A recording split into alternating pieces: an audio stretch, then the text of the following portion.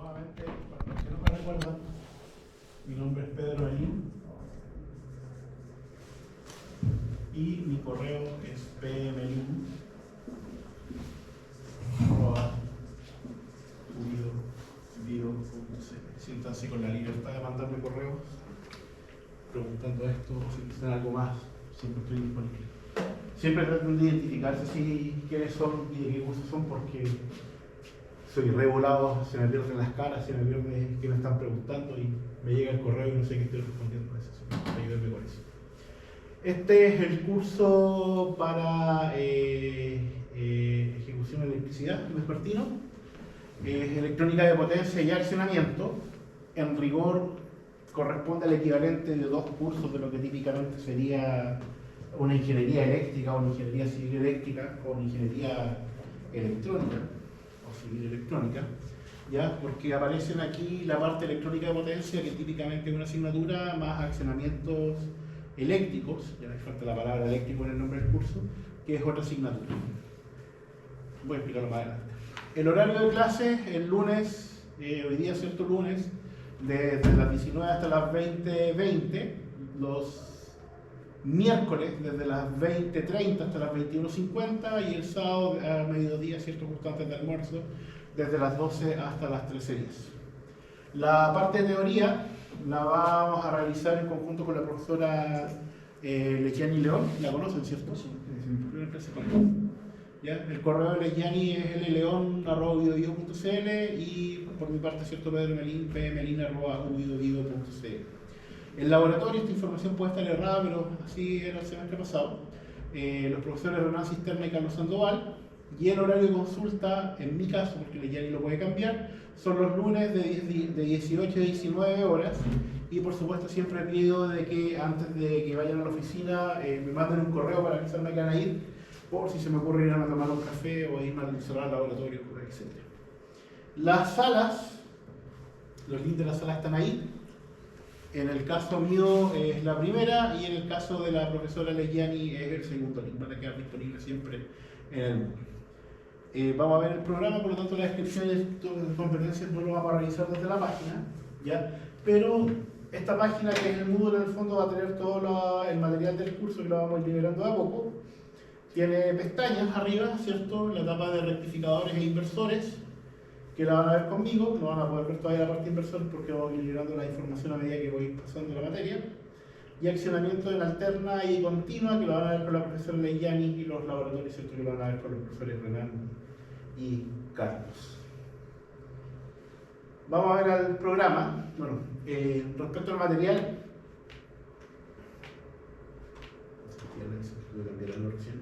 respecto al material, el material ya está disponible también. El programa del curso, está la planificación del semestre entregada por el director de escuela, don Juan Carlos Delgado. La planificación de laboratorios también, aquí en qué semana están, y aquí hay un documento que yo le llamo hoja de ruta, que no se los mostré el semestre pasado, porque el semestre pasado la plataforma la creó el profesor Correa, pero con Legiani tenemos la metodología de decirle a ustedes qué es lo que vamos a ver cada clase, más o menos los tópicos, ya, cosa que si que no pueden venir a una clase, pueden perfectamente mirar dentro de la hoja de ruta y saber de qué se perdieron. Entonces, vamos a revisar la clase de hoy día, el programa, y vamos a hacer una introducción al RAM. Y con eso terminamos. El programa, que está disponible, ¿cierto?, en la página. Y aquí siempre le hago el recuerdo, ustedes tienen que evaluarme a mí, no sé cómo lo evalúo yo a ustedes, con la encuesta docente, encuesta académica, no sé cómo se llame. Y hay una de las preguntas ahí es si el profesor y la profesora les pasamos el programa. Y ahí con esta acción, ¿cierto?, ahí básicamente lo que hacemos es entregarle el programa. Lo tienen disponible para que lo puedan revisar, lo vamos a revisar en la clase de hoy también, para que sepan de qué trata esta asignatura, antes de ir a la introducción menos formal, no de la formalidad del programa. Entonces, esta asignatura es electrónica de potencia y accionamiento, que es obligatorio, cierto tipo de curso que es obligatorio en ingeniería aplicada, para la carrera de Ingeniería y Ejecución de Electricidad, del Departamento de Ingeniería Eléctrica y Electrónica de la Facultad de Ingeniería. Tiene 6 SCTs. Adelante. Tiene 6 SCTs, lo que corresponden a 4 horas teóricas, una práctica y una de laboratorio.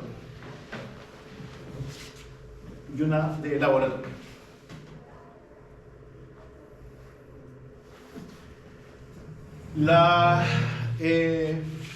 la presentación de este curso es electrónica potencial y accionamientos, de nuevo, ¿cierto? Son dos cursos en uno. Es una asignatura teórica, tengo la parte de teoría con la profesora también y conmigo, ¿ya? Práctica y experimental por la parte de laboratorio de segundo año, segundo semestre, en la cual se describen los principales convertidores estáticos de potencia, su operación, características principales y técnicas de control actualizadas para el control de accionamiento eléctrico, con énfasis en la interacción del convertidor sobre la carga, la red y principalmente las máquinas eléctricas. Competencias específicas: diseñar alternativas de solución a problemas del sector industrial y de servicio a partir del estudio de las ciencias básicas de ingeniería. Competencias 3: administrar los proyectos de ingeniería eléctrica de baja, de baja y alta tensión para el sector público y privado, considerando el respeto al medio ambiente y el compromiso ético. Competencia específica 4: supervisar el montaje, puesta en servicio y mantención del sistema eléctrico, integrando grupos de trabajo, interpretando planos eléctricos, administrando recursos humanos, material y plazos de ejecución. Y competencia específica 5: verificar la adecuada operación de cada uno de los componentes del sistema eléctrico con criterios técnicos de eficiencia y responsabilidad y seguridad del personal. Competencias generales, donde está la disposición al aprendizaje, responsabilidad social, trabajo colaborativo, capacidad emprendedora y liderazgo, capacidades para comunicarse.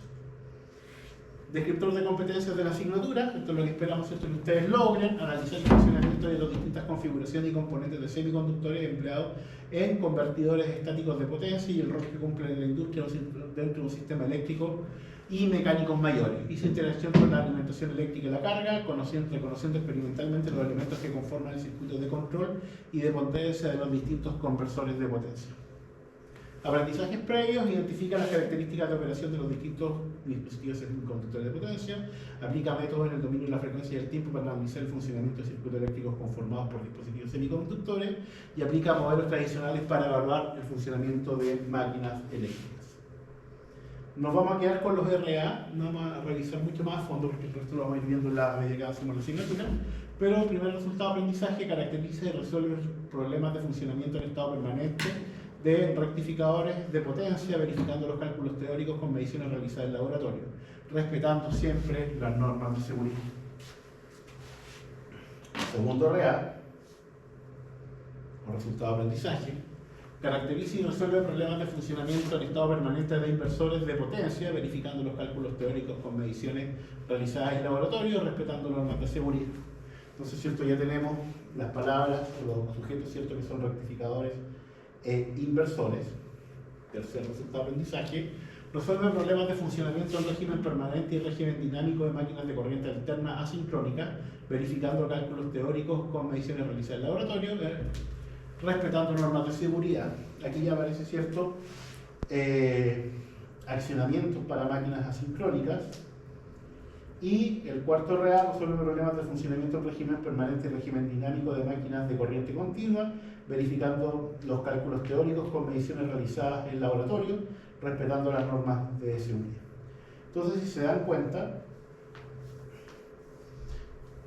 por eso quería volver atrás, básicamente tenemos 4 RA que corresponden a 4 unidades. La primera unidad, rectificadores, que la voy a hacer yo. La segunda unidad, inversores, que la voy a hacer yo también. Tercera unidad, accionamientos en alterna, que lo va a hacer la profesora Lesgiani. Y la cuarta unidad, accionamientos en continua, que también lo va a hacer la profesora Lesgiani. Entonces, el programa es ese. La metodología de evaluación se los traigo el próximo miércoles, porque estoy medio perdido en cuanto a los laboratorios, pero cada una de las unidades básicamente es un 25%, por lo tanto la parte de teoría es cierto, la mitad de la nota la coloca la profesora Lesgiani, la otra mitad de la nota la coloco yo. En los laboratorios les voy a informar cuánto es el porcentaje que cubre el ramo, que en este momento no lo manejo. ¿Dudas hasta acá? ¿Evaluaciones, profesor? La vamos a ver a continuación. Mi evaluación, porque Lesgiani por supuesto va a poner la suya. ¿Más consultas? Pregunta: ¿quién trabaja con accionamientos aquí?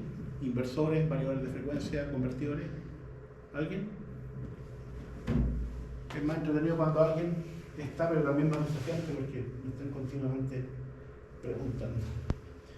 La hoja de ruta, que es lo que les comentaba. No me dejó entrar.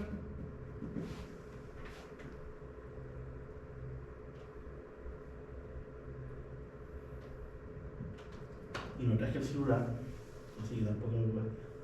Ya, la hoja de ruta se nos voy a presentar el próximo miércoles, pero básicamente presenta las evaluaciones, son 2 evaluaciones, ya los 2 van a ser trabajos. La primera parte con la etapa de los rectificadores y la segunda parte con la parte de los inversores, 25% de la nota en cada etapa. La fecha está en la hoja de ruta, no lo recuerdo en este momento, así que el próximo miércoles lo revisamos de mejor forma. Ahí está la evaluación, sí, esa evaluación está correcta. Primer certamen, esto va a ser un certamen, lo vamos a cambiar por trabajo ya que les dije trabajo, para el sábado 6 de septiembre. Y las clases de la etapa de rectificadores de potencia parten las clases el 18 de agosto, hoy día el 18 de agosto, y la última clase es el 3 de septiembre, se evalúa el 6 de septiembre. Resultado de aprendizaje esperado: caracteriza y resuelve problemas de funcionamiento en estado permanente de rectificadores de potencia, verificando los cálculos teóricos con mediciones realizadas en laboratorio, respetando las normas de seguridad, que ya lo habíamos visto anteriormente. ¿Profesor? Cuéntame. Del 18 al 3 de septiembre. Al 3 de septiembre. ¿Cómo? En este puro red. Y después Sí. vamos al de inversores. Ya. Y terminamos aproximadamente como el 13 de octubre. Ya. La semana del 18, por si alguien lo tiene considerado, la universidad no lo tiene como receso. ¿Ya? Ojo con eso. Ya tienen aquí el material, entonces, si estuvieran inscritos, por supuesto. Y vamos a comenzar ya a revisar los contenidos.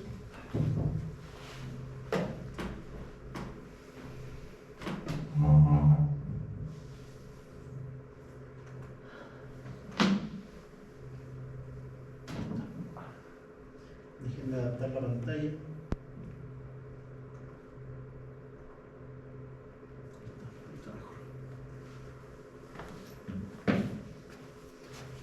Partamos con eso. Como introducción a electrónica de potencia en general, esto todavía no es rectificadores. Pregunta, ¿qué es lo que ven ahí? Una carita de oso. Una varita de oso, ¿cierto? Es un panda específicamente. Como eléctrico, ¿qué ven ahí? Celdas. Celdas. ¿Qué tipo de celdas? Celdas fotovoltaicas, ¿cierto? Esto es un parque chino, ahí está la cara de un panda. Fotoeléctrica, fotovoltaica. Fotovoltaicas. Fotoeléctrica no. Tendría que revisar. Es que ¿Todavía bien o van a fotoeléctrica- decir las dos formas? no estoy seguro que sea Paneles fotoeléctrica sea correcta. Paneles solares, esa es la Paneles solares es una forma, ¿cierto? Pero son celdas fotovoltaicas en arreglos de paneles solares. ¿Ya? Quiero que vean, bueno, ya cierto, los parques fotovoltaicos en Chile ya son comunes. Uno pasa por la carretera, sobre todo en Ñuble, y los ve. Si ven las fotos del desierto, son lugares gigantes, ¿ya? Pero quiero que observen, ¿cierto? Ahí la superficie y la cantidad de paneles que hay. Ahí hay un edificio que tiene 1, 2, 3, 4 pisos, que debe ser un poco como la mitad del gigante, con un piso más, ¿cierto? Y se ve pequeñito al lado de la cantidad de paneles solares. Y conversión un poco de paneles solares. ¿Pues cuánto entienden de paneles fotovoltaicos? De celdas solares, ¿cómo quieren decirlo? ¿Cuánto han visto en la carrera? ¿Cuánto conocen ustedes de sus experiencias trabajando por interés propio? No, así de vista. ¿De vista? Sí. Se ocupa la energía del sol para transformarla en corriente continua y con un inversor pasar a la alterna. Bastante bien, justamente, ¿cierto? Y depende de decir que es más fácil o que es fácil el inversor. Claro, eso corresponde al inversor. Pero básicamente las celdas fotovoltaicas hoy en día, y antes, hace 10, 15 años, estas cosas eran todavía atractivas, ahora son tecnología madura, se instalan como proyectos, ¿cierto? Ya en mano sin mucho problema. Y como bien dice tu compañero, lo que permiten es generar energía eléctrica. ¿Ya? ¿De qué forma? Existe un efecto fotoeléctrico sobre la celda, ya en la cual al pegarle la radiación electromagnética, ¿cierto?, hace y deja disponible en el semiconductor un electrón que queda ahí disponible para circular. ¿Ya? La forma de poder hacer de que esta energía que está disponible, energía eléctrica, sea provechosa para nosotros es acondicionarla. ¿Y qué significa acondicionarla? Pues bien, que lamentablemente el panel no tiene las características para entregarnos el voltaje y la corriente que nosotros requerimos de forma natural. ¿Ya? Básicamente sus características de voltaje y corriente, que esta es la típica dibujo que uno hace, ¿ya? ¿Qué es lo que tiene? Tiene voltaje y tiene potencia, ¿ya? Es una curva de ese tipo, donde tenemos aquí un voltaje en este punto que se llama voltaje en circuito abierto, en open circuit, ¿ya? Y por aquí tenemos un voltaje de MPP, ¿ya? De maximum power point, es decir, el punto donde, si se dan cuenta, el panel es capaz de entregar su potencia máxima. Y en este punto, el panel ya no entrega su potencia máxima. Y en este punto tenemos el voltaje de circuito abierto, ¿cierto? Pero en circuito abierto, ¿cuánto es la potencia? Como el circuito está abierto no hay corriente, por lo tanto la potencia es cero.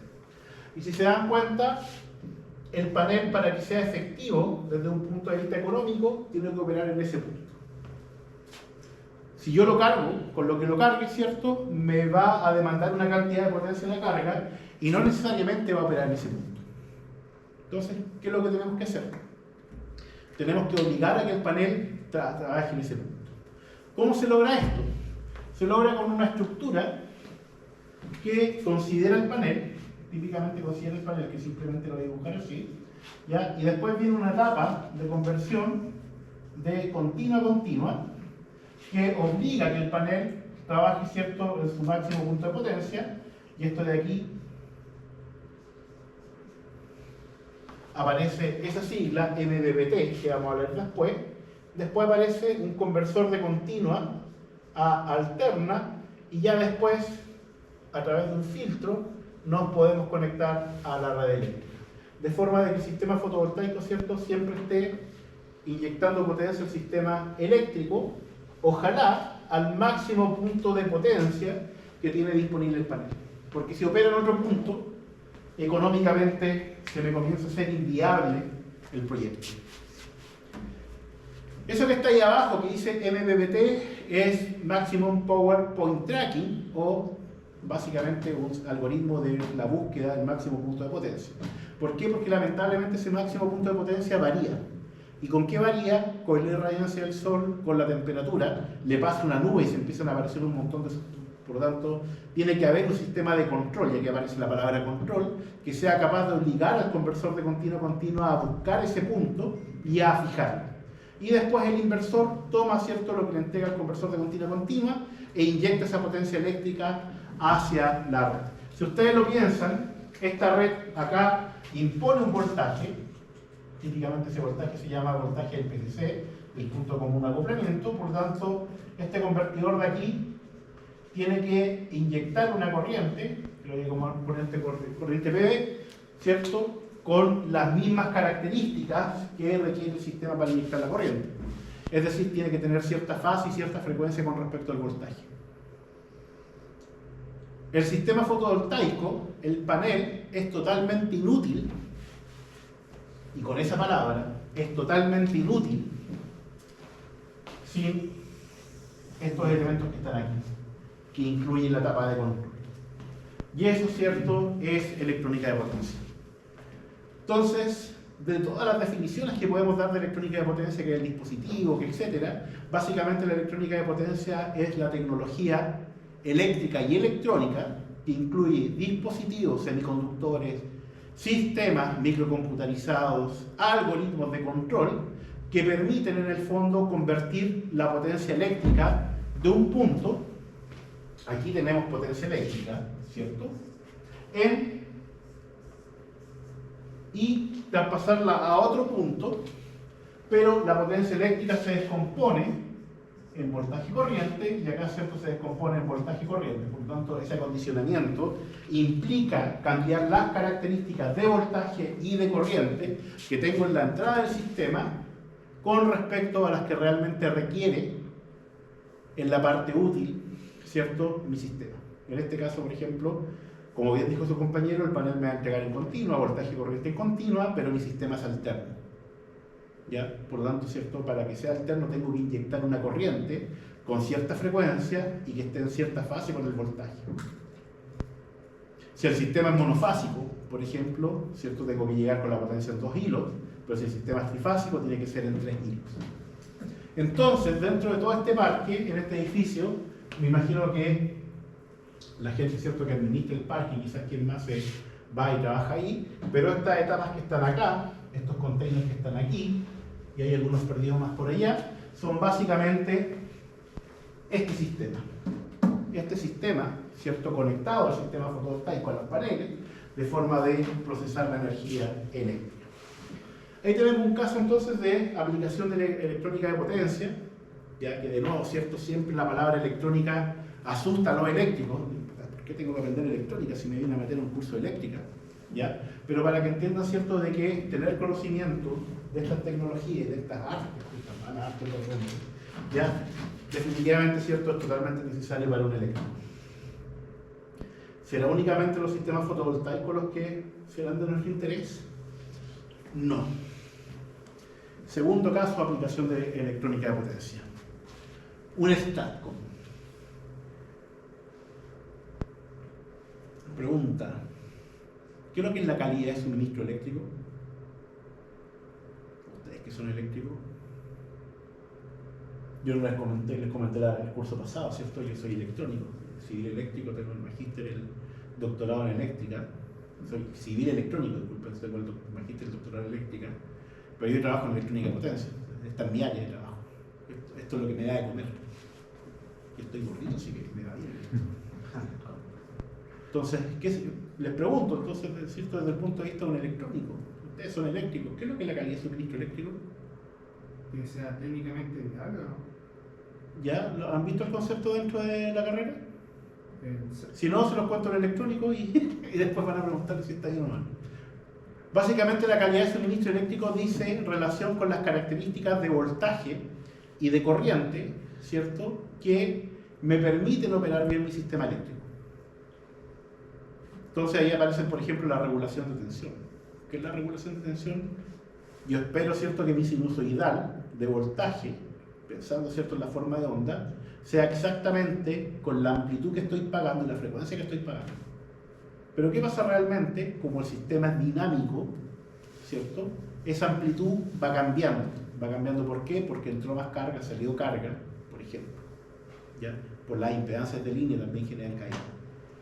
Si tengo una máquina rotatoria y meto carga, no solamente se dice la máquina se chupa, es un mal término técnico, ¿ya? Pero ¿qué es lo que pasa con la máquina? Se ralentiza. Y esa ralentización, ¿cierto?, que el sistema de control después lo observa y mete más combustible o mete más energía al eje del motor, básicamente se observa en un transitorio de voltaje donde la amplitud de voltaje cae y de repente la frecuencia también cae. ¿Ya? Y eso, por supuesto, tiene que ser regulado. Desde el punto de vista entonces del proveedor, se tiene que preocupar de cómo es su forma de onda de voltaje. Y desde el punto de vista del cliente, ¿qué tiene que ser el cliente? Se tiene que preocupar de cómo es su corriente. Cuánto reactivo, cuánto armónico, qué tan desbalanceado podría estar en mi sistema de distribución, o qué tan desbalanceado le consumo las corrientes al que me provee. Uno de los puntos críticos es el manejo de reactivos. ¿Ya? El manejo de reactivos, ¿por qué aparecen los reactivos? Por la aparición, ¿cierto?, de elementos que no consumen potencia eléctrica para generar trabajo, sino que consumen potencia en el fondo y la intercambian continuamente con quien la generó. ¿Qué produce eso? Puede producir algunos problemas de regulación, puede producir cierta mala utilización de la línea. Una de las opciones para poder compensar reactivos, la opción más simple, es llenar de condensadores. Pensar, ¿cierto?, que los reactivos vienen de la mano porque yo tengo motores, por ejemplo, de refrigeradores, de máquinas rotatorias, etc. Y esos motores son inductores finalmente si los modelo, ¿cierto? Y por lo tanto me van a desfasar la corriente, ¿cierto?, en atraso con respecto al voltaje. Y si yo coloco un condensador, ¿qué es lo que va a hacer ese condensador? Me va a adelantar la corriente con respecto al voltaje. Por lo tanto, ¿cierto?, si en un punto de común acoplamiento, donde están conectados los motores y mi condensador, yo miro para acá y mi condensador está bien diseñado, ¿cierto?, de forma que absorba todos los reactivos de los inductores, lo que voy a ver aquí en la entrada es de que mi corriente está totalmente en fase con el voltaje. Ese es el factor de potencia unitaria. Es así, ¿cierto? Debería ser así. El problema es que los condensadores cuesta manipularlos. Yo los puedo conectar en grupos de condensadores. Cuando los conecto o los desconecto genera resonancia. Significa que el voltaje empieza a variar rápidamente hasta que se estabiliza y eso puede generar problemas. Los condensadores tienen vida útil relativamente mala. ¿Ya? Por lo tanto, ¿cierto?, bancos de condensadores pueden funcionar, pero dinámicamente no funcionan bien. Una de las formas de compensar reactivos también es a través de convertidores de conmutación forzada, que de nuevo están basados en electrónica de potencia, y que es básicamente el mismo esquema que está allá, o prácticamente el mismo esquema que está allá, solamente que ahora nos transformamos en algo de este tipo. Yo tengo la red eléctrica, tengo mi carga tiene una cantidad de reactivos, y yo por lo tanto voy a meter aquí un convertidor de alterna a continua, pero en el lado continua lo único que voy a poner es un condensador. ¿Ya? Entonces, ¿qué es lo que va a pasar? Que esta carga de aquí va a consumir una cantidad de potencia activa y una cantidad de potencia reactiva. ¿Ya? Pero pensemos, por ejemplo, de que por efecto de la inductancia de línea, el voltaje aquí, el voltaje, ¿cierto?, en el PCC, de nuevo PCC, va a estar disminuyendo. ¿Qué es lo que puedo hacer? Compensar toda la parte de potencia reactiva. ¿Cómo? Metiendo la misma potencia reactiva que está consumiendo la carga, pero en contrafase, es decir, con un signo negativo. ¿Ya? ¿Y cómo puedo hacer eso? Con una máquina que inyecte, ¿cierto?, una corriente que no va a aportar potencia activa, por lo tanto no debería ser consumido, a partir del voltaje que está acá. Y ese es el concepto de un estático, que es un compensador estático, ¿cierto?, reactivo. ¿Qué es lo que era BPCC? ¿Ah? El voltaje del punto de común acoplamiento, que es lo que ustedes le llaman la cometida típicamente. Ah, Cuénteme. Retomando lo que mencionó de los condensadores de la inestabilidad que generaban, esa es la transiente. El transiente, justamente. Es una resonancia cuando usted los conecta y los desconecta. No me acordé de hablar, todavía estaba tratando de hablar. Entonces, ¿qué se puede hacer con esto? Depende de dónde yo lo instale. Por ejemplo, yo puedo tener una industria sumamente reactiva. Pensemos, por ejemplo, los congeladores, los frigoríficos para agricultura. ¿Qué es lo que hacen estos gallos? Básicamente tienen tubos, ¿cierto?, de frío para meter fruta y sacarla congelada y mandarla a importación. Como son puros motores, ¿cierto?, para los compresores del refrigerador, ¿cierto?, para enfriar, más los ventiladores, porque están continuamente moviendo el aire, básicamente todas mis cargas son inductivas. Salvo quizás, ¿cierto?, algún grupo de computadores, salvo quizás la luminaria. Y pensemos, por ejemplo, que yo me instalo y llega en la región de Ñuble, y llega Copelec y me dice, ¿sabes qué? Estáis metiendo mucho reactivo. Y la legislación me autoriza que si metes mucho reactivo yo te puedo cobrar. Entonces te cobro la energía eléctrica y te cobro además los reactivos. ¿Qué podría hacer yo, dueño de ese congelador? Básicamente buscarme los condensadores para compensar reactivo o compensar reactivo en forma dinámica. ¿Ya? Y ahí es donde aparecen estos dispositivos estáticos. Entonces, del lado del cliente, ¿qué es lo que puedo hacer? Al compensar las potencias reactivas me puedo evitar los problemas de multa. Adelante, señor. Me puedo evitar los problemas de potencia reactiva.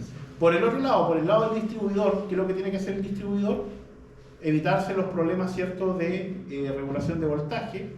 O, por ejemplo, lo que pasó en la línea que conecta Cerro Navia con Polpaico, que es una línea súper congestionada. ¿Ya? Congestionada significa que está al límite de su capacidad de transferencia. Es compensar reactivos, cosa de poder traspasar más potencia activa, porque los reactivos los estoy compensando. Entonces ahí se instalan estáticos. El estático más grande del mundo durante mucho tiempo, de hecho, estuvo en Cerro Navia para esa línea. ¿Ya? Que es básicamente un equipo de electrónica de potencia que, de nuevo, ¿cierto?, su único fin es inyectar reactivos en forma controlada para compensarle los reactivos a otro grupo de cargas. Entonces ya tenemos la aplicación de energía renovable, tenemos la aplicación de calidad de suministro eléctrico y la aplicación rey o reina de los semiconductores de potencia, que es eso que está ahí. Pregunta, ¿entienden este circuito? La idea siempre en esta parte del curso es que no lo entiendan, me digan, no entiendo lo que es. Y yo les voy a decir, de aquí al 6 de septiembre, cuando tenemos la primera evaluación, usted va a ver eso y ese circuito le va a hablar. Le va a decir lo que es. Hay una conexión. ¿Ah? Hay una conexión triángulo entre ellos, hay un motor. Esto de aquí es el típico accionamiento de media tensión. ¿Qué es lo que es un accionamiento eléctrico? Es básicamente un equipo que se conecta entre la red eléctrica y una máquina rotatoria para poder gestionar la potencia eléctrica que le inyecto que le impongo o le traspaso a la máquina. ¿Ya? ¿Por qué traspasarle potencia eléctrica a una máquina en forma controlada? Porque yo quiero, por supuesto, controlar su torque o su velocidad o ambos dos. Si yo tengo un ventilador, no me preocupo mucho de a qué velocidad está rotando, ¿cierto? Mientras esté girando, probablemente me sirva. Pero ¿qué pasa si yo tengo una máquina que enrolla papel, por ejemplo, como las papeleras, ¿cierto? Hay una papelera ahí que cerraron hace poco, que estaba ahí en San Pedro. Necesito estar controlando la velocidad de giro del motor, porque estoy enrollando papel, tengo que hacerlo en forma controlada. Y para eso entonces, eso ya tiene que ver más con control de movimiento, necesito algo que me permita controlar la velocidad y el torque en esa máquina. ¿Ya? La velocidad y el torque en la máquina se controlan modificando, en el caso de una máquina alterna, ¿cierto? Una máquina de inducción, modificando el voltaje y la corriente, ¿dónde? En el estator. Tuvieron máquina eléctrica, ¿cierto? En el estator, ¿ya? Modifico el voltaje y la corriente en el estator, pero ojo, es voltaje y corriente en alterna, por lo tanto, además de modificar el voltaje y la corriente, tengo que modificar la frecuencia. Entonces, el accionamiento también se le llama variador de frecuencia. ¿Por qué? Porque si yo necesito de que mi máquina tenga 30 Hz o 35 Hz, no le voy a ir a pedir a la CGE que me modifique la frecuencia. Lo tengo que hacer. Entonces, este equipo que está aquí, justamente lo que hace es que en la máquina rotatoria, que en este caso es un motor de media tensión, es decir, está sobre el kilovolt, ya yo le pueda modificar el voltaje que le aplico entre 0 y 4.1 kilovolt. ¿Y cómo lo hago? A partir de esta estructura que está acá. Esta estructura que está acá, la voy a dibujar aquí, en forma muy simplificada, tiene dos etapas. La primera etapa es una conversión de alterna a continua. Tenemos un condensador y después tiene una conversión de continua a alterna. Y ahí tengo mi motorcito, ¿cierto? La alimentación trifásica y el motor trifásico. Entonces, en la etapa que está aquí, tenemos una etapa de rectificación, me permite convertir de alterna a continua.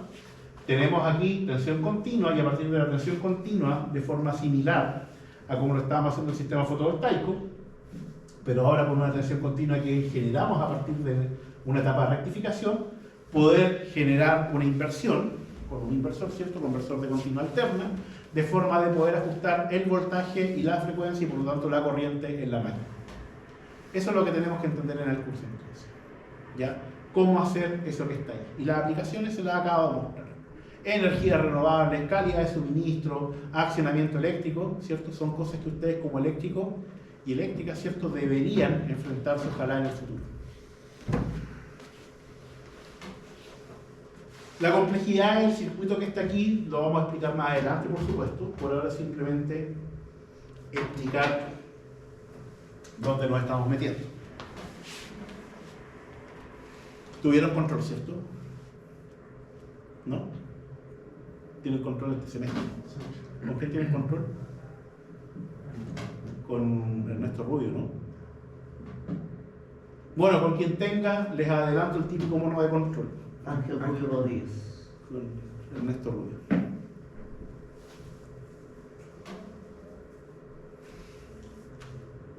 Este es el típico mono de control. ¿Qué es lo que requerimos en el control? Se los comento. Primero que nada, dado que no han tenido control, una explicación sobre el control. El control lo que busca es de que un sistema completo haga lo que yo quiera. ¿Ya? Y para eso, por supuesto, tengo que agregar elementos para que haga lo que yo quiera. Necesito un actuador. El actuador, ¿qué es lo que hace? Básicamente es, ¿cierto?, mi músculo que está en el sistema. Y ese actuador necesita una acción de control. Y la acción de control viene de lo que se denomina un controlador. Y el controlador es el cerebro de mi sistema. Es lo que está definiendo cómo tengo que mover el mundo. Entonces, desde el punto de vista de control, cierto que lo he mencionado muy rápidamente, básicamente mi sistema de electrónica de potencia va a considerar siempre que voy a tener una red, una fuente, y voy a tener una carga, ¿ya? Y voy a querer transformar la potencia eléctrica que está entregando la red a la potencia eléctrica que va a requerir la carga. Entonces, nuestro sistema de electrónica de potencia lo podemos definir como un procesador de potencia. ¿Qué hace un procesador? Procesa cosas, las cambia, ¿ya? Potencia eléctrica, ¿cómo la defino? Voltaje por corriente, potencia instantánea, ¿ya? Tengo aquí en la entrada, ¿cierto?, voltaje sub I, voltaje de entrada, corriente de entrada, del inglés, ¿cierto?, input. Y en la salida, ¿qué es lo que voy a tener? Voltaje de salida, voltaje de salida, corriente de salida. Voltaje output, ¿cierto?, corriente output. Con señales de control, de todos los dispositivos son controlados, yo voy a poder convertir, ¿cierto?, las características del voltaje y la corriente, que multiplicados me van a dar una potencia, por las características del voltaje y la corriente, que multiplicados también me deberían dar la misma potencia. ¿Por qué? Porque el dispositivo solamente procesa la potencia, pero no la crea ni la destruye. ¿Ya? En forma ideal. Sabemos, ¿cierto?, que por cada vez que yo paso potencia eléctrica por algún lado, algo de pérdida voy a quedar. Por lo tanto, ¿cierto?, el dispositivo en forma real va a tener pérdidas por el efecto del procesamiento, pero esas pérdidas típicamente andan en alterna alrededor de un 2 o 3%, y en continua andan de alrededor de un 25%, que es un montón en continua, ¿ya?, hasta 5%. Convertidores, ¿cierto?, más viejos tenían hartas pérdidas.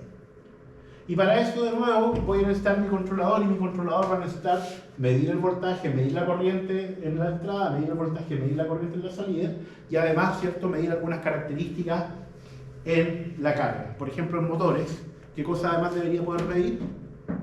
Torque es difícil medirlo, ¿cierto?, pero velocidad angular es más fácil. Entonces voy a requerir hacer algún análisis. Todo eso, de nuevo, a grueso modo, solamente como introducción. Y ahora sí vamos a entrar a los contenidos del curso, y específicamente la primera unidad, que es rectificación. Primero que nada, ¿entienden cuál es la idea de la electrónica de potencia? Básicamente, y lo pueden pensar de esta forma también, a lo electrónico de potencia ya nada no quiere, después de años que lo han herido, ¿cierto? Es un pegamento. Me permite conectar fuentes de energía, ya, o cargas, ¿cierto?, que no podrían tener sus características de voltaje y corriente necesarias para operar si las conecto directamente a la red o a otro elemento, ¿cierto?, a través de este elemento que procesa voltaje y corriente. Por eso, ¿cierto?, si se dan cuenta ya, tengo un convertidor de continuo a continuo. ¿Qué es lo que es el convertidor de continuo a continuo? Llega una potencia, ¿cierto?, a un voltaje y una corriente, y en la salida lo convierte en una señal continua, pero a otro nivel de voltaje y otro nivel de corriente. ¿Cuál es la magia ahí? Que el voltaje de entrada multiplicado por la corriente de entrada es igual al voltaje de salida multiplicado por el voltaje de salida. No puede ser distinto, porque si no significa que he creado energía. Y eso sabemos, ¿cierto?, que en la naturaleza no lo podemos hacer. Dígame. Por ejemplo, ahí en el convertidor de CDC, al convertidor llega la energía que produce el panel solar. Claro. ¿Cierto? Y llegan los cables del panel, si se lo imagina de esa forma. Claro. ¿Y aumenta el nivel de voltaje en continua? Si es necesario, lo aumenta.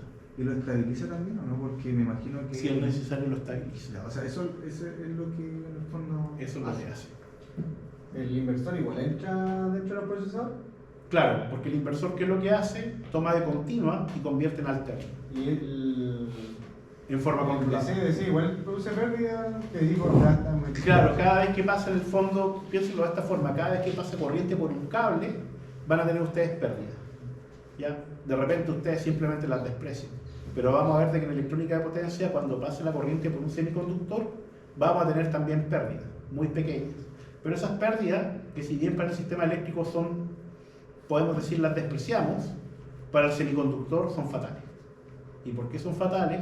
Porque esa pérdida eléctrica ya genera aumento de temperatura en el semiconductor. Y el aumento de temperatura en el semiconductor lo lleva rápidamente a sus límites térmicos. Pensemos en el límite térmico de un cable, por ejemplo, de un cable de cobre. ¿Cuánto será el límite térmico? Cientos de grados, ¿cierto? 200, 300 grados, quizás más. Básicamente, ¿cierto?, la temperatura necesaria para que el cobre se vuelva tan maleable que con su peso se termine cortando. En un semiconductor las temperaturas están más o menos de 250 grados Celsius. ¿Ya? Y como son pequeños, requieren disipación. Vamos a ver siempre, cuando veamos después un poco de topología y veamos los dispositivos, vamos a ver que siempre hay un pedazo de aluminio pegado a los semiconductores de potencia, porque se calientan y se dañan rápido. La estructura cristalina, si ustedes piensan en un semiconductor que es de silicio, tiene una estructura cristalina. Es básicamente un vidrio. Hagan la prueba, o no hagan la prueba, les cuento mejor, de agarrar un vaso de vidrio, por ejemplo, y colocarlo directamente al fuego, sin agua. ¿Qué es lo que va a pasar? Se va a dilatar y se va a quebrar. ¿Qué va a pasar el semiconductor con aumento de temperatura? Se va a dilatar y se va a quebrar. Y al quebrarse se pierde el circuito eléctrico. Y después no hay forma de repararlo porque yo sigo viendo un bloque cerrado. Entonces, Esos son los problemas con la temperatura en los semiconductores. Rectificación entonces, ahí están los tópicos que vamos a ver. Y un poco de historia respecto a los semiconductores.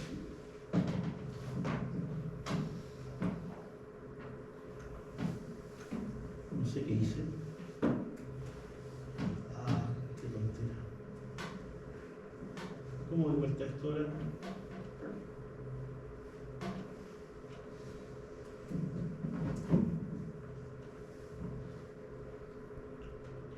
Para los que llegaron tarde, no hay nadie inscrito en el curso, no por mi culpa. Pero ya tienen disponible el Moodle con el material. Ahí está.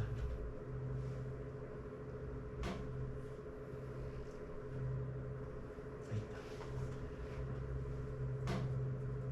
Un poco de historia con respecto a la electrónica de potencia, la vamos a ver en esta línea de tiempo.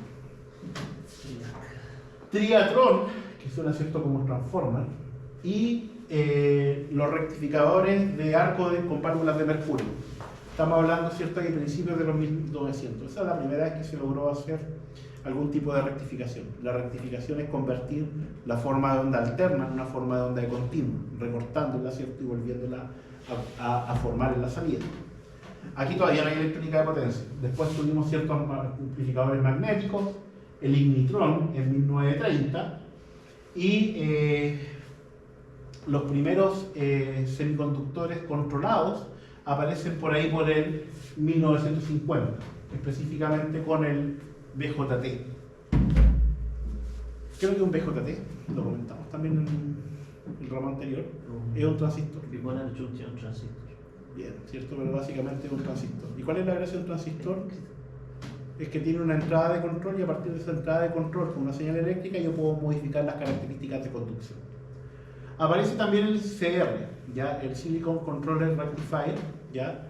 Que básicamente es un tiristor que tiene también unas características de control similares desde el punto de vista de cómo funcionamiento en forma abstracta al BJT, pero que tiene muchas mejores prestaciones para la electrónica de potencia. Eso en 1956. Si ustedes lo piensan, en 1950, ¿cierto? 56, estamos en el 2025, es decir, más o menos 75 años en que aparece esta tecnología. ¿Ya? Y básicamente esta tecnología es la que ha revolucionado, no solamente, ¿cierto?, el BJT con respecto al procesamiento y los procesadores, sino que también ha revolucionado la forma en que convertimos la potencia eléctrica. ¿Ya? Si ustedes lo ven también por ese lado, además de los motores, ¿cierto? Que lo que hace un motor me permite convertir la energía eléctrica en energía mecánica. El hecho de poder manipular la cantidad de energía que le estoy entregando a un motor me permite cambiar también las prestaciones. ¿Ya? Y eso fue un salto tremendo y se logró recién por ahí por el 1963. Estamos hablando más o menos por esta época, con los TRIA, con los GTO y los RCT, y también con el SCR. Después, esto fue mejorando. Vamos a ver de que una desgracia que tiene la electrónica de potencia es que deja la embarrada en las formas de onda. ¿Ya? Uno dice, ¿cierto?, convertir alterna continua, que es lo que significa, tengo una sinusoidal perfecta y tengo una señal continua perfecta. Pero como esta cuestión recorta y pega las formas de onda resultantes de voltaje y de corriente son horrorosas. ¿Ya? Y las características que tiene, en las distorsiones que tiene, hace que aparezcan otros amigos de ustedes, ¿cierto? Amigos de ustedes, como quieren verlo, que son las componentes armónicas. ¿Qué son las componentes armónicas? ¿Lo han escuchado en otros ramos? Son interferencias. Ya, pero más allá, ¿cierto?, lo que puedan hacer, ¿qué implica que yo tenga, por ejemplo, un armónico de corriente o voltaje en un sistema eléctrico? ¿Es bueno o malo? Es malo. ¿Ya? A mí me gustaría que mi sistema eléctrico, si es sinusoidal, sean los voltajes y las corrientes perfectas. Podría, ¿cierto?, tener voltaje y corrientes totalmente alineadas, pero si varían un poco en fase, no me es tanto problema. Pero si ahora se empieza a distorsionar la señal de corriente, empiezan otros problemas asociados, que los vamos a ver también más adelante. ¿Ya? Y en electrónica de potencia, ese es el gran problema que se tiene, junto con los problemas, ¿cierto?, de los costos, junto con los problemas de la disipación de potencia eléctrica en calor, que hay que sacarle el calor de ahí. Aparece el tema de los armónicos, que empieza a dejar la tendalada en los sistemas eléctricos. Desde ahí, más o menos desde el 1960 hasta el 1970, fue más o menos más de lo mismo. Aparece el MOSFET, también que otro tipo de transistor, y por ahí por el 1978, ya ahí aparece el 83, aparece el Insulated Gate Bipolar Transistor, o IGBT, que en este momento ustedes pueden considerar el rey o reina de los accionamientos. Es básicamente un semiconductor que ya tiene en el mercado prácticamente 42 años, ¿ya? Y ustedes, si ustedes van a la industria, prácticamente todos los accionamientos en media tensión están llenos de IGBT. Es el principal dispositivo semiconductor que se utiliza hoy día en la industria, además del diodo. Intentaron aparecer otros elementos, ahí aparece el SID también, ¿cierto? El MTO y el MOS, el ETO, todos esos quedaron en el camino, no lo utiliza nadie. Por ahí por el 1996 aparece el IGCT como una alternativa al IGBT, Integrated Gate Computed Thyristor, ¿ya? No es un transistor, es un tiristor, y abrió una nueva beta, ¿cierto?, para poder hacer alguna aplicación electrónica de potencia, sobre todo, ¿cierto?, aumentando los niveles de voltaje y de corriente que se podían permitir en el equipo. Aquí aparece un concepto que se los voy a introducir y después se los voy a remarcar, que son los ratings de voltaje y corriente en un semiconductor. ¿Qué es lo que son los ratings de voltaje y corriente? Son básicamente los niveles de voltaje y de corriente que el dispositivo puede soportar. Y se habla de densidad de potencia de un semiconductor básicamente multiplicando los dos. ¿Cuánto voltaje y cuánta corriente puedo soportar? Es la cantidad de potencia que el dispositivo puede soportar que pasa a través de él. Eso es lo que entrega la tabla de cada dispositivo. Y cada dispositivo, en el momento que ustedes lo compran, aparecen esos datos. Ya en este momento IGCT es tecnología madura, está en un montón de convertidores, sobre todo los convertidores fuente de corriente, que los vende Rockwell. El IGBT también es tecnología madura, está metido en accionamientos, en inversores de fotovoltaico, casi todo está metido en IGBT. ¿Ya? Aparecen también en otros tipos de dispositivos los MOSFET, que también son semiconductores que permiten una menor densidad de potencia, es decir, aguantan poco corriente y poco voltaje, pero tienen una característica de que cambian de estado muy rápido. Vamos a hablar después del switcheo, ¿ya? ¿Alguno de ustedes le ha tocado alguna radio en el auto que diga MOSFET? No. Volviendo al audio, ¿alguno de ustedes ha escuchado un amplificador con MOSFET? Me suena. Básicamente el MOSFET, como puede computar rápido, ya tiene muy buena capacidad para reproducir formas de onda, ya en todo el espectro. Entonces se utiliza harto para audio, pero cuando uno quiere escuchar potencia en los parlantes. Entonces de repente, ¿cierto?, en los autos, cuando le quieren meter más power dentro del auto, y escucharlo más fuerte, Son semiconductores. Hay en distintos formatos, no es solamente un formato. O por ejemplo estos gallos que son bruceros y que tocan, ¿cierto?, con sus amplificadores, llevan un amplificador de audio tipo D que está también basado en MOSFET. Se los cuento como anécdota. ¿Qué es lo que está pasando ahora? Que por supuesto estos dispositivos que toman mercado y que se venden a carretilla, ¿cierto?, variadores de frecuencia, inversores fotovoltaicos, electrónicos y prototipos, se venden a carretillas por el mundo. Han aparecido más fabricantes buscando generar nuevas tecnologías y dispositivos que conmuten más rápido o que aguanten más. Y ahí aparecen los que se llaman, y que están marcados ahí arriba con las líneas, los dispositivos de banda ancha, donde está el Gallium Arsenic Technology, ya que es el GAAS, que está un poco ya relegado, esta imagen es media vieja, ya lo cambiaron por el GAN, y el carburo de silicio o silicon carbide, ya, que es el SiC, que en este momento está tomando una fuerte cuota de mercado, principalmente en aplicaciones de energía renovable, porque conmuta rápido y tiene bajas pérdidas, ¿ya? No sé si ustedes recuerdan que en pandemia hubo una fecha de la Fórmula I en Santiago. ¿Lo recuerdan o no? La pueden buscar. Y ahí le dieron harto bombo con respecto a que los autos que venían, que son autos eléctricos, la Fórmula E son autos, ¿cierto?, como la Fórmula 1, que sí, la Fórmula 1 me puede negar, pero que tienen la misma forma al menos, pero que usan pilas y motores eléctricos para hacer el acondicionamiento desde la batería hacia el motor eléctrico, que es el motor en alterna por el tema del peso. Utilizaban inversores, y esos inversores, para poder computar rápido y tener que pagar poco filtro, eran de carburo de silicio. ¿Cuándo fue eso? Tiene que haber sido el 2020, 2021. Y como comentario, nosotros ya habíamos construido en esta universidad un convertidor de carburo de silicio el 2016 y ya sabíamos cómo funcionaba, etc. En algún momento les voy a ir a mostrar lo que tenemos en el laboratorio, a ver si se emocionan un poco. Pero es difícil emocionar a un eléctrico. Una eléctrica. No se impresionan con nada.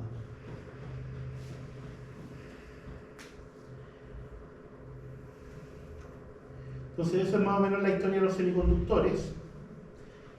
Ahí arriba aparece un switch ideal, que es básicamente, ¿cierto?, un interruptor. Nosotros vamos a graficar o a dibujar típicamente esto como un interruptor ideal, y es lo que se espera lograr. ¿Ya? Básicamente un dispositivo que ojalá pueda cambiar de estado, conmutar en la palabra lo más rápido posible, con la menor cantidad de pérdidas posible.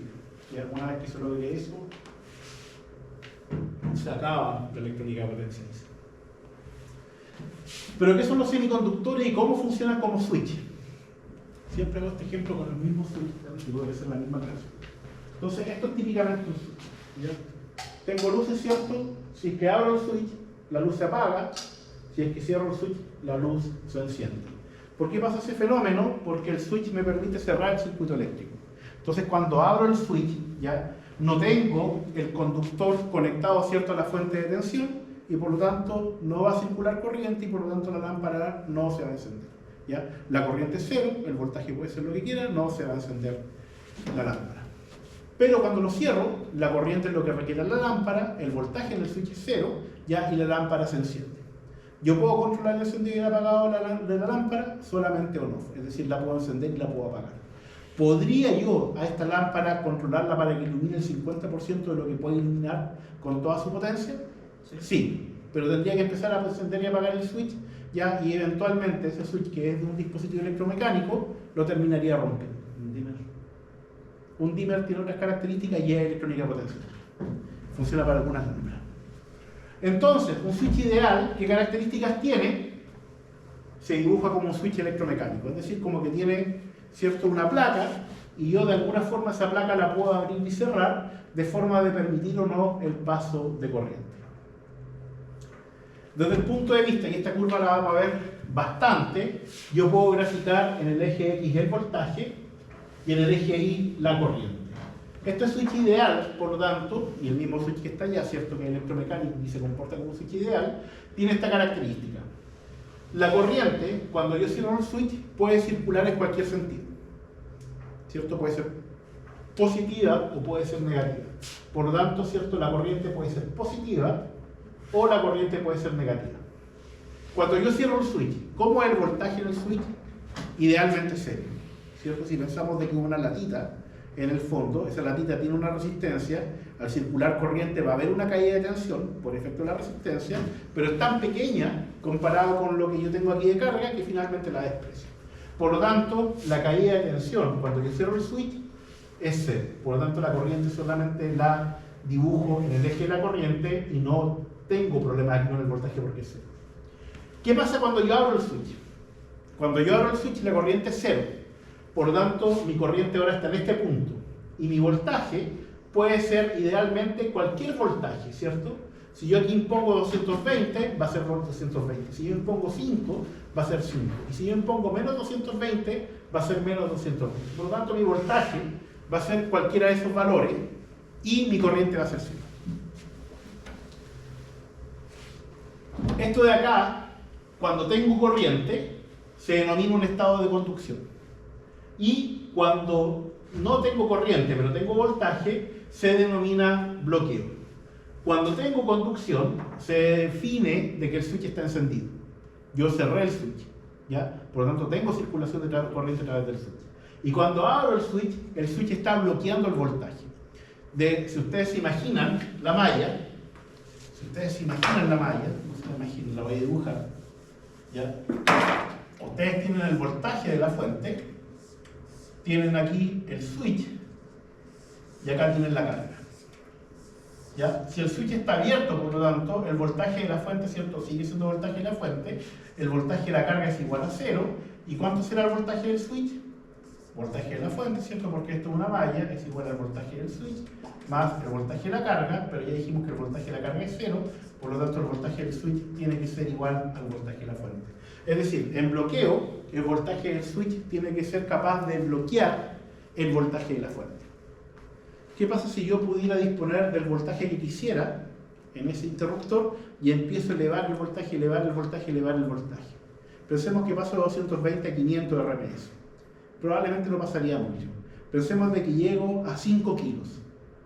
Probablemente por la distancia que hay entre los conectores, ya se me formaría un arco eléctrico. No estoy seguro que 5 kilos pasaría, pero se me formaría un arco eléctrico y básicamente este switch ya no sería capaz de bloquear. Una vez que se produce el arco eléctrico, ¿cierto? Hay conducción y el voltaje de aquí, ¿cierto? Tiende a ser 0 y el voltaje aquí de la carga va a ser el voltaje de la fuente, por la misma ley, la malla que tengo. ¿Ya? Es decir, en algún momento a este interruptor, si yo empiezo a elevar el voltaje, lo voy a terminar rompiendo. ¿Ya? Voy a tener una ruptura de voltaje que va a hacer que se conduzca corriente. Realmente lo que se tiene es una curva de este tipo. Cuando yo tengo conducción, como tengo conducción voy a tener un poquito de voltaje, y cuando tengo bloqueo siempre podría tener alguna corriente de fuga. Y por supuesto hay un voltaje de ruptura. Entonces vamos ahora a comparar un switch ideal con respecto a un semiconductor.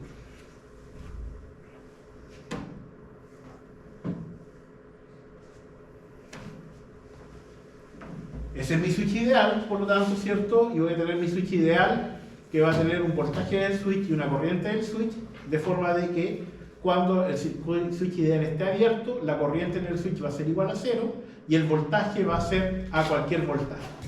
Y cuando ese switch se cierre, la corriente va a ser lo que me pida la carga y el voltaje, la caída de tensión del switch, va a ser igual a 0. Por lo tanto, la relación de corriente y voltaje del switch, que es la curva que habíamos visto anteriormente, ¿cierto? Es esa que está ahí, ¿ya? Pero cuando tengo un dispositivo semiconductor,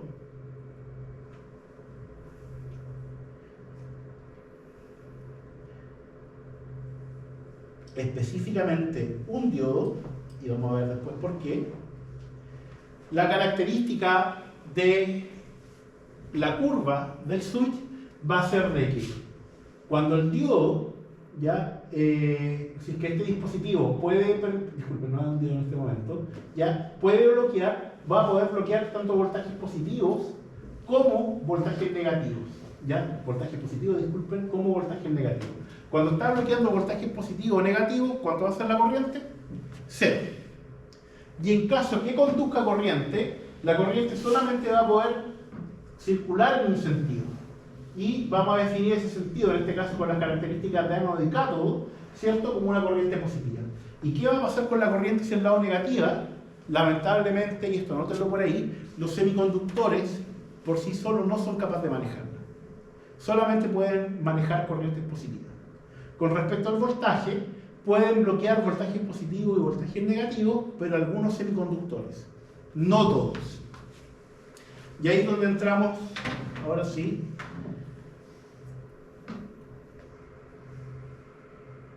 No, todavía no. Ahí entramos. Ahora, la conmutación. ¿Qué significa la conmutación? La conmutación significa el cambio de estado del semiconductor. Tengo un semiconductor que está permitiendo la circulación de corriente, por lo tanto, ¿cierto? Tiene portadores, tiene elementos, ¿cierto? Cargas atravesando el semiconductor. Y de repente, de alguna forma lo comando para que deje de comportarse como switch cerrado, se comporte como switch abierto. ¿Qué es lo que va a pasar? Esas cargas se tienen que detener, porque estaban circulando y las tengo que detener. Caso contrario, no tengo circulación de cargas porque mi switch está abierto y cierro el switch. ¿Qué es lo que va a pasar? Las cargas van a empezar a circular, pero el bloqueo de voltaje va a tener que disminuir. Entonces, recordemos esto. El estado off o en corte, ¿cierto? Mi voltaje va a ser lo que me pida la fuente, mi switch, y mi corriente va a ser 0. Por eso dibujo esto en este eje. Y cuando mi corriente, ¿cierto? Disculpen, cuando mi dispositivo se enciende, se cierra, la corriente va a ser lo que me pida la carga y el voltaje va a ser 0. ¿Qué es lo que es la conmutación? La conmutación es el cambio de estado entre un estado y otro. Vamos aquí al interruptor nuevamente. Esto que estoy haciendo aquí es conmutar. Es el cambio, ¿cierto? De cerrado, prendo la luz, abierto, apago la luz. ¿Ya? Como el semiconductor no es una lata, no es un dispositivo electromecánico, hay una dinámica que también vamos a tener que considerar, lo vamos a ver por cada caso, del cambio de voltaje y el cambio de corriente. Pero la conmutación, ¿qué es lo que implica? De que en este momento, específicamente, disculpa, estamos en este momento, mi corriente es 0 y mi voltaje es la fuente. ¿Cuánto es la potencia eléctrica traspasada a la carga? 0 en este instante. Yo le pido cambiar de estado, le pido conmutar. Y en el momento en que conmuto esto, la corriente es lo que me pide la carga, por lo tanto aumenta rápidamente la corriente a través del dispositivo, y el voltaje tiene que disminuir rápidamente. Pasamos entonces de un estado abierto a un estado cerrado, donde la corriente es lo que pide la carga, y el voltaje en el switch tiene que ser 0. Y después vuelvo a abrir el switch. El switch tiene que tener el flujo de corriente, ¿cierto? Por lo tanto, la corriente que estaba activa y tenía un valor, estaba circulando, ahora baja a 0, y el voltaje de bloqueo tiene que volver a aumentar. Este cambio se denomina cambio de off a on, de encendido, disculpen, de apagado, ¿cierto? De off a on. Y este cambio se llama cambio de on a off. Y obviamente, ¿cierto? Dado que tienen nombre distinto, van a tener algunas características distintas. ¿Cómo clasificamos los semiconductores? Hay este tipo de clasificación. Lo podemos clasificar por sus características de control o accionamiento. ¿Ya? Tenemos primero que nada los semiconductores no controlados. ¿Qué significa un semiconductor no controlado? Que yo no puedo, con alguna señal eléctrica, que yo pueda manipular, decidir cuándo va a cambiar de estado. ¿Qué es lo que implica cambiar de estado? Pasar, ¿cierto?, de on a off o de conducción a estar abierto. Los semiconductores semicontrolados, que en este caso, ¿cierto?, van a ser siempre tiristores. Los semicontrolados yo solamente puedo controlar una característica de su cambio de conducción, y siempre es pasar de abierto a cerrado. Yo una vez de que cierro el dispositivo, no lo puedo apagar. ¿Cómo se va a apagar? Lo vamos a ver cuando estudiemos tiristores. Y los semiconductores controlados. Y eso, ¿cierto?, implica de que yo puedo hacer y manipular a través de una señal eléctrica en todo momento cuando el dispositivo va a conducir y cuando el dispositivo va a dejar de conducir. También son llamados semiconductores de conmutación forzada. Clasificación por tipo de conmutación, ¿ya? Clasificación, ¿cierto?, por cambio de entre on y off, semiconductores de conmutación natural, diodos y tiristores, y los semiconductores de conmutación forzada, como les decía anteriormente, que son los transistores. ¿Por qué? Porque a través de la señal yo puedo forzar su cambio de estado en cualquier instante de tiempo.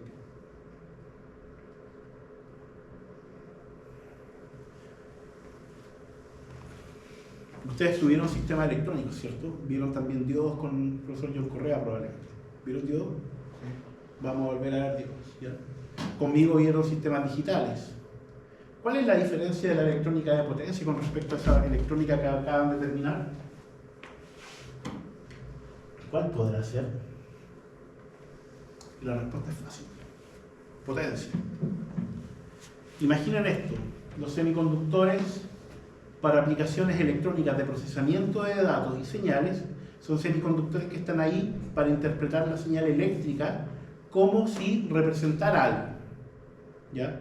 Pensemos en sistemas digitales, los niveles alto y bajo, ¿cierto?, representaban cosas. Pensemos el caso de la alarma del auto. Pero en electrónica de potencia, el voltaje y la corriente es voltaje y corriente desde el punto de vista de potencia eléctrica. Es decir, yo lo estoy manipulando para que la multiplicación de voltaje y corriente me permita obtener trabajo, ¿ya?, para poder hacer el cambio. Entonces los dispositivos electrónicos basados en semiconductores tienen un amplio uso, primero que nada, ¿cierto?, industrial y comercial, principalmente procesamiento. En general operan también a bajos niveles de voltaje y corriente. Electrónica analógica típicamente trabaja entre 15 y menos 15, 12 y menos 15, ¿ya?, los operacionales. Electrónica digital, si lo recuerdan, 5 volt TTL, 3,3 CMOS, ¿ya?, bajos niveles de voltaje y corriente. No están ahí para consumir, para manipular potencia eléctrica, sino que para que esa señal eléctrica represente un dato. La interconexión de estos dispositivos y circuitos ampliamente complejos ha permitido disminuir los costos de producción y el foco de estos dispositivos es el uso de las señales eléctricas como datos, ¿ya? Se espera que la disipación de potencia eléctrica sea muy baja.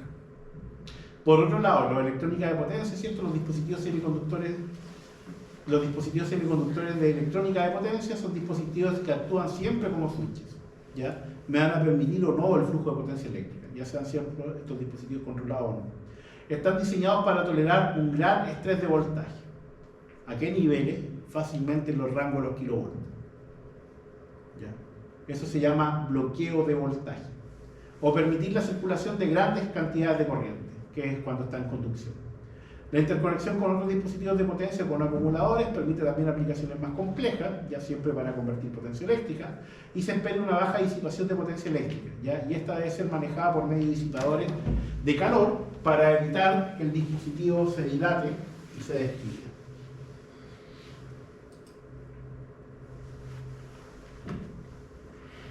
Típica fotito para hacer el ejemplo de la diferencia. Si ustedes abren un computador, van a poder rápidamente identificar dónde están los componentes electrónicos.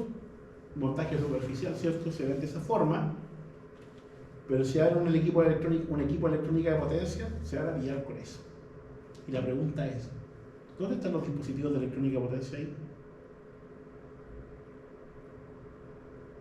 Es difícil ver, ¿ya? Esta placa tiene que ser sacada con un celular con macro, con una cámara con macro, para yo poder ver, ¿cierto? Ahí las patitas, etcétera. Pero esto es un equipo que probablemente es de este tamaño, quizás más grande, no se ve bien con el proyector, pero estos de aquí son disipadores y estos de ahí son guías de aire, ¿cierto? Guías para que en el fondo el flujo, ¿cierto? De aire me permita extraer el calor. Todo esto de aquí es lata para poder dar el montaje tanto de la parte eléctrica como la parte de los semiconductores, y los semiconductores deberían estar por ahí y son elementos grandes, ¿ya? Son elementos que perfectamente pueden ser del porte de este control remoto o incluso más grande, porque de nuevo, ¿cierto? Tienen que permitir la circulación de potencia eléctrica, pero además me tienen que permitir que en el momento en que yo los conecte con otras partes, con otros dispositivos, tengan elementos de conexión eléctrica que me permiten hacer un montaje, ¿ya? En cambio aquí la conexión eléctrica son básicamente patitas, ¿cierto? Y un poco de estaño y soluciona el problema.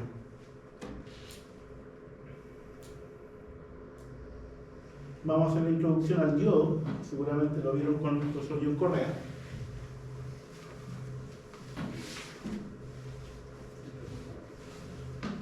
¿Cómo? Entonces, el diodo básicamente son dos materiales semiconductores unidos, ¿ya? Un material que se denomina P porque tiene portadores positivos y otro material que se denomina N porque tiene portadores negativos. ¿Qué son los portadores? Son básicamente impurezas que se agregan dentro del silicio para poder hacer de que tenga la característica de aceptar electrones, ¿ya? Y esos son el material tipo P, o de donar electrones, y esos son los materiales tipo N. Entonces agarro este material que tengo dopado, ¿cierto? Con elementos que me permiten disponer más de electrones. Este material que me tenga elementos, ¿cierto? Que me dispone espacios para que los electrones puedan llegar, y los junto. Inmediatamente cuando los junto, en esa barrera que está ahí entre el P y la N, ya se produce la juntura. ¿Qué es lo que es la juntura? Cuando junto estos dos materiales, los electrones, ¿cierto? Que estaban aquí un poco sobrando, van a ver de que se pueden saltar al otro material, ¿ya? Y van a empezar a saltar, ¿ya? Entonces dentro de ese espacio de juntura hay algunos electrones que van a saltar al otro material y van a crear una barrera de potencial, ¿ya? Y ahí se van a quedar, porque después, ¿cierto? Los que están más lejos no van a tener suficiente energía para atravesar todo el material e irse al otro trozo de material. ¿Qué pasa con el diodo? El diodo, ¿cierto? Que es básicamente esta unión de materiales de esa forma, lo dibujamos de esta forma, un triángulo y una raya acá. Y la parte que tiene, ¿cierto? La base del triángulo lo denominamos ánodo, y la parte que tiene la raya lo denominamos cátodo. Si se pierden contra ánodo y cátodo, la forma más fácil de acordarse es que el que parece K, el lado que parece K, ¿cierto? Es la parte del cátodo. Y aquí, si tienen un poco de imaginación, básicamente tienen una K invertida. El voltaje del diodo siempre se denomina desde cátodo hacia ánodo. Por lo tanto, la parte positiva del voltaje se denomina en el lado de acá.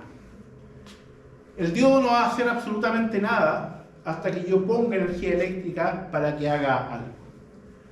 Tengo dos opciones de hacer algo.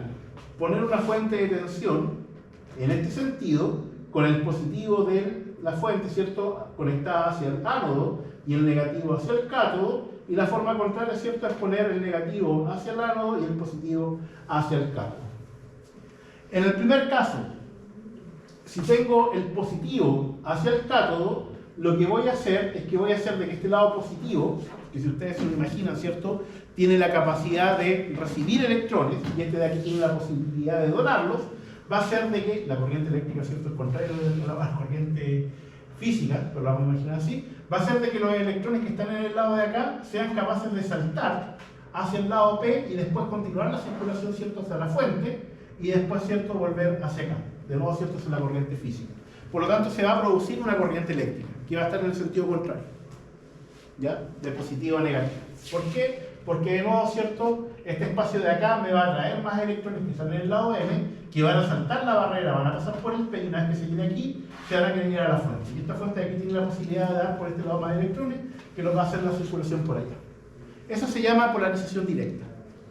Y en polarización directa, el diodo va a entrar en conducción. Polarización inversa. Yo pongo aquí electrones, ¿cierto? Pongo aquí el positivo, tengo aquí el positivo, voy a correr los electrones que están en el lado, ¿cierto?, del material hacia el lado de allá, y se van a ir todos hacia el lado de acá. Los huecos, ¿cierto?, van a empezar a ser llenados por el lado de acá, y finalmente, ¿cierto?, empiezo como a estirar los portadores dentro del material semiconductor del diodo hacia los lados contrarios. Por lo tanto, no se va a producir circulación de corriente. Eso se denomina polarización inversa, ¿ya?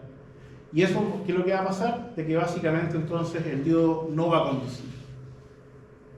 ¿Por qué el diodo se denomina un semiconductor de conmutación natural? Porque si se dan cuenta, yo no puedo obligarlo a que conduzca. Yo no tengo ninguna forma de manipular desde aquí donde estoy parado, ¿cierto?, lo que está pasando dentro del semiconductor para que circule la corriente. ¿Qué es lo que tiene que pasar para que circule corriente? La fuente, y yo no necesariamente la puedo manipular, tiene que polarizar el dispositivo en forma directa. Y mientras esté polarizado en forma directa, la corriente va a circular. Y cuando la fuente cambie de polaridad y quede conectada, ¿cierto?, en polarización inversa, el dispositivo va a dejar de conducir.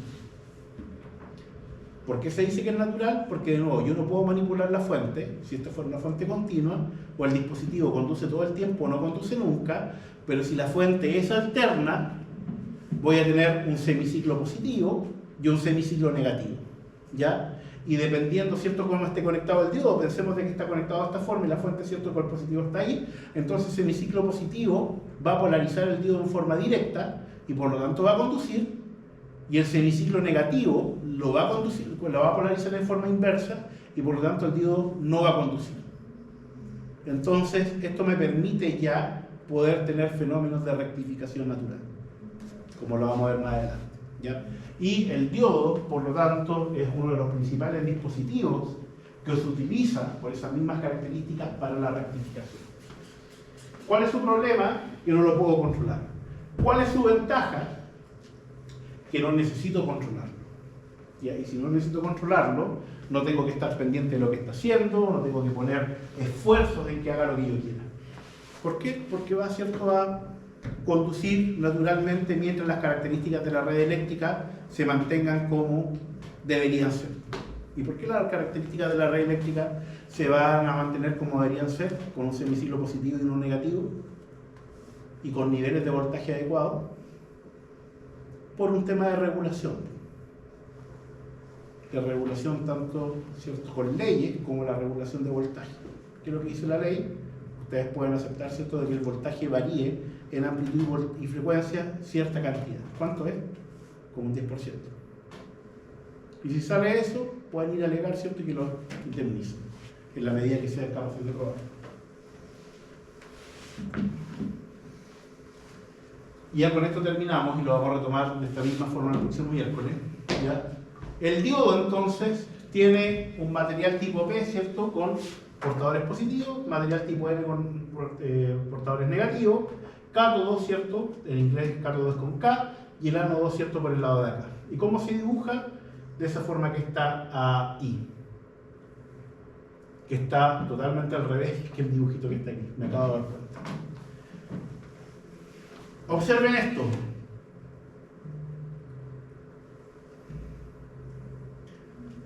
Volvemos a la curva que habíamos tenido anteriormente, ¿cierto? Donde tenemos voltaje y tenemos corriente. Para que no se me pierdan ahí. Para que no se me pierdan.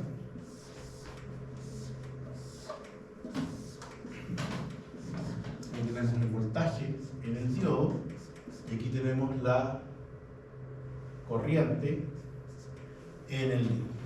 ¿Y qué es lo que les dice la curva de allá?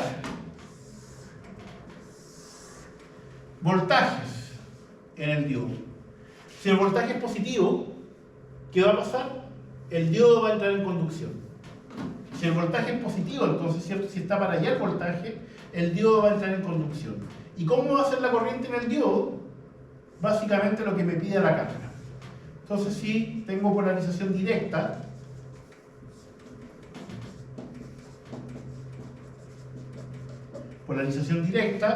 mi corriente va a ser lo que me pide la carga. Aquí tengo la corriente del diodo. Y mi voltaje en forma ideal va a ser igual a 0. ¿Qué pasa si tengo un voltaje negativo aplicado en el diodo? Quedo con polarización inversa. En polarización inversa, mi voltaje va a ser lo que me dé la fuente, ¿cierto? ¿Y cuánto va a ser mi corriente? Va a ser igual a 0.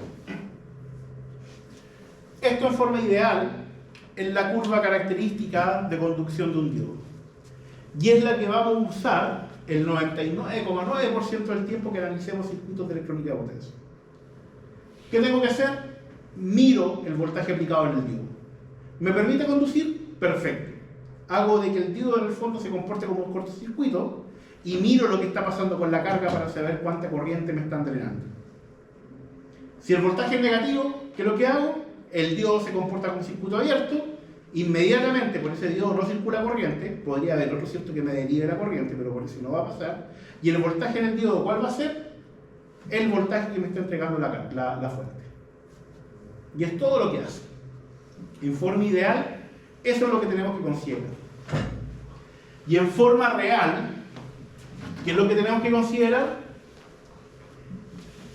Por supuesto, la curva de conducción real del diodo. ¿Y qué es lo que me dice la curva de conducción real del diodo? Esta es la parte real, ¿cierto?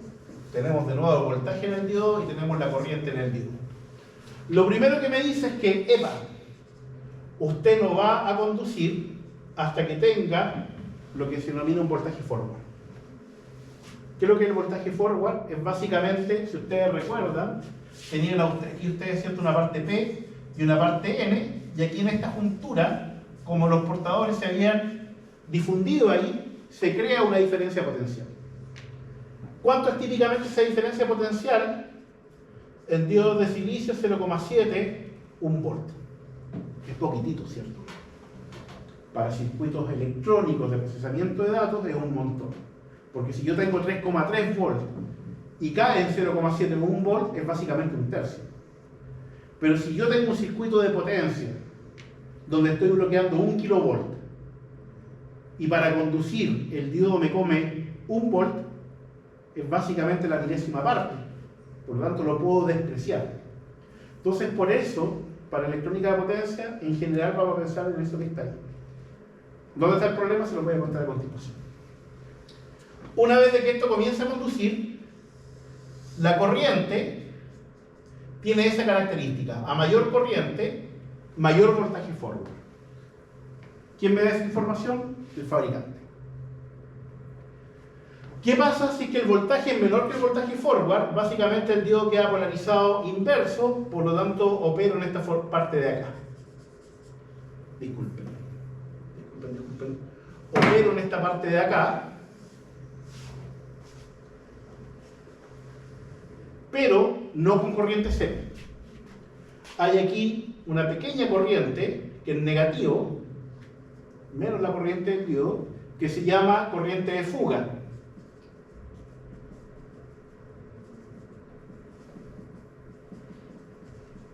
¿De cuánto estamos hablando en las corrientes de fuga?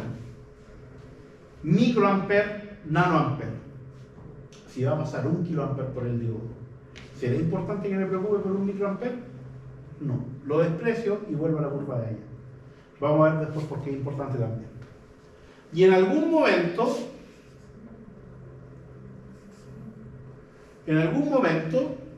que me parece cierto, B rating, voy a mantener eso ahí, que es el rating de voltaje, y el máximo voltaje que el diodo puede bloquear, se produce, lo que seguramente John les explicó, la corriente de avalancha.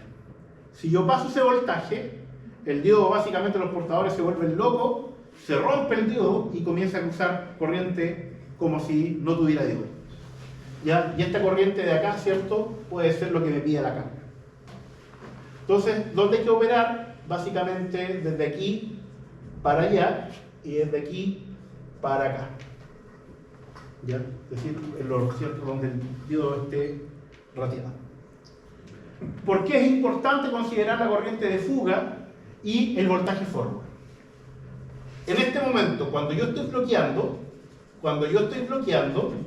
en el diodo se produce una corriente de diodo por el voltaje de bloqueo. Negativo por negativo, me da positivo. Y eso es, voltaje por corriente, es potencia eléctrica. Y potencia eléctrica que se transforma en calor, ¿ya? En energía interna y por lo tanto un aumento de temperatura del dispositivo semiconductor. Si aquí la corriente es del orden de los microamperes, me da lo mismo el voltaje porque no va a hacer mucha potencia. Lo desprecio. Cuando yo bloqueo, desprecio las pérdidas del semiconductor. Pero cuando el semiconductor conduce, tengo aquí al menos 1 volt. Y aquí puedo tener una corriente, pensemos por ejemplo, de los 5 kiloamperes. Y en este caso, la potencia, ¿cierto?, son 5000, 5 kiloamperes por 1 volt. ¿Y esos son cuántos? 5 kilowatts, ¿no? Ahora, si tengo una corriente de 5 kilowatts, o disculpen, de 5 kiloamperes, probablemente mi carga esté del orden de los megawatts. Es decir, escaleta de potencia eléctrica. Y si yo tengo una pérdida en mi semiconductor de 5 kilowatts, es de nuevo, ¿cierto?, una pérdida que podría despreciar. Entonces, para fines de análisis eléctrico, vuelvo a la curva ahí. Pero lo que les he dicho todo este tiempo es de que los semiconductores son sensibles a la temperatura. Y esos 5 kilowatts, ¿qué es lo que va a pasar? Va a aumentar la temperatura del semiconductor. Y podría aumentarla a tal punto que el semiconductor se dilate, igual que el vasito que pusimos al fuego, que no lo van a poner, ¿cierto?, que se dilate y se rompa. Y si se rompe, pierdo el circuito. Y lo tengo que ir a reparar. Por lo tanto, para evitarme esos problemas, ¿qué es lo que tengo que hacer? Y aquí volvemos, ¿cierto?, a la imagen que le había mostrado anteriormente. A pesar de que para la operación normal del dispositivo me voy a preocupar de esto, cuando yo lo diseño, tengo que ver cómo son las pérdidas. Porque esas pérdidas, más allá de que sean temas de ineficiencia, que lo son, ¿cierto?, pero prácticamente despreciables, se convierten en disipación, en algo que yo tengo que disipar. Y ese algo que yo tengo que disipar, que está aquí, implica que tengo que gastar más plata. Más plata en ventiladores, en aluminio, en una estrategia de enfriamiento de mi dispositivo semiconductor para que no se rompa. Y eso, por supuesto, le quita confiabilidad a los semiconductores de potencia. Entonces, cuando les hablan, por ejemplo, no, vamos a poner un STATCOM, no, mejor pon, ¿cierto?, o algún dispositivo de ese tipo, mejor pon los condensadores que sabemos que duran más. ¿Ya? Vamos a tener este tipo de drive, chuta. Y estará bien diseñado como es la disipación de calor, porque si ustedes pierden el accionamiento, pierden inmediatamente el motor. Piensen en el negocio de envío, ya nos pasamos un par de minutos. Piensen en el negocio de envío mientras guardan sus cosas. ¿Qué es lo que hace envío? Bombea agua por sección. ¿Con qué bombea agua? Con un motor que tiene un accionamiento. El motor no se va a romper, pero ¿qué pasa si el accionamiento el día de mañana se le quema un diodo? Me quedo igual sin mi sistema de bombeo. ¿Y qué es lo siguiente que va a pasar? Que van a multar envíos, ¿cierto?, por no proporcionar el agua, ¿cierto?, y no tener la gente dice en el mismo comentario delante, los alumnos decían en la U se suspenden las clases, ¿sí? Porque aquí con los edificios públicos Si nos quedamos sin agua, se suspende la actividad. Pero eso pasa, entonces es sumamente complejo después, no tan complejo, pero sumamente preocupante, ver el tema de enfriamiento. Quedamos hasta aquí, nos vemos el miércoles.